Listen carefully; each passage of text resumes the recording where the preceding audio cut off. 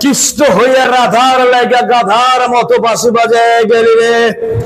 এইবার মিজান তোরে ঠাটা দেখাইয়া দা জল খাওয়াইয়া তোর ভাতের হোটেল আমি কাইরা নেমরে। ভাই ডায়লগটা অস্থির ছিল ভাই, ডায়লগটা আবার চাই। ডায়লগ একবার দিয়েছি, ডায়লগ আরো রয়েছে, লেটেস্ট ডায়লগ। আর বিষয় হচ্ছে যে মিজান ভাইয়ের দোকান এখন কিন্তু ভাইরাল। মিজান ভাইয়ের দোকানে শুধু আমি না, বাংলাদেশের অনেক কন্টেন্ট ক্রিয়েটর রয়েছে যারা নাকি সেখানে ভিড় করছে, যাদের কারণে মিজান ভাই এখন রাতারাতি সুপারস্টার, ভাইরাল। তো মিজান ভাইয়ের কিছু অভিযোগ রয়েছে, যেখানে অনেকে বলেছে তার খাবারের মান, গুণগত মান একটু খারাপ হচ্ছে। আমার মনে হয় যে এই গুণগত মানটা ধরে রাখা উচিত, কারণ মিজান ভাইয়ের যে হোটেলের একটা প্রোডাক্ট, খাবার, গরুর মাংস এবং ভাত, এটা যদি যারা তৃপ্তি নিয়ে খেতে না পারে, তাহলে হয়তো বা ভাইরাল যতদিন থাকবে ততদিনই মানুষ যাবে।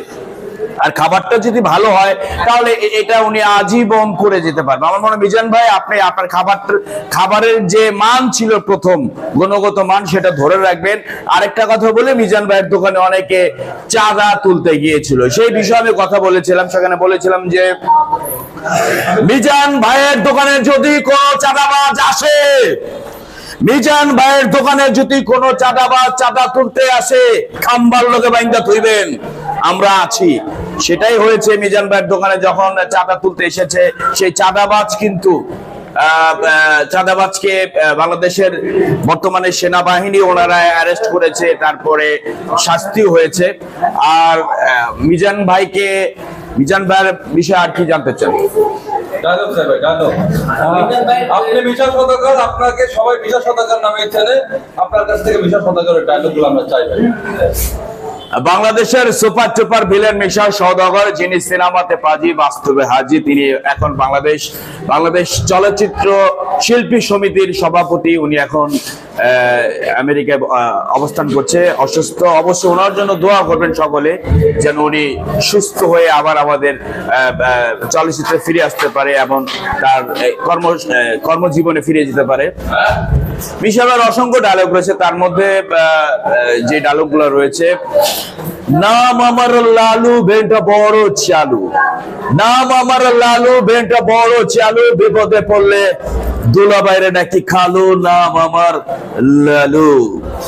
মুসলিমের নজর পায়ে আর মুসলিমের নজর কপালের, টাইগার চক্র নজর শত্রুর জানে, নাম আমার টাটা, নাম আমার টাটা, আমি মার্বেল দিয়ে করি মাইশের চান্দি ফুটা। আরো যেমন ইদানিং মিশা সওদাগর ভাইয়ের অনেকে ডায়লগ করার চেষ্টা করছেন। আমিও বলি যে আসলে একজন মিশা সওদাগর, অনেকে বলে যে আমরা কপি করি, মিশা সওদাগরের ডায়লগ করি। আসলে মিশা সওদাগর বাংলাদেশের একজন গুণী শিল্পী। পার্শ্ববর্তী দেশের শাহরুখ খান অনেকে রয়েছে যারা জীবনটাই শাহরুখ খানের মতো সাজিয়েছে, সালমান খানের মতো সাজিয়েছে। তো আমার মনে হয় যে মিশা সওদাগর ভাই অনেকদিন বেঁচে থাকবে। ওনার ডায়লগ গুলাই কিন্তু আমরা করে থাকি, মূলত ওনার ডায়লগ গুলা যেহেতু অনেকদিন বেঁচে থাকে। ওনার তো অসংখ্য ডায়লগ রয়েছে, তার মধ্যে আমি যে ডায়লগটা দিয়ে ভাইরাল হয়েছে সেটা হচ্ছে,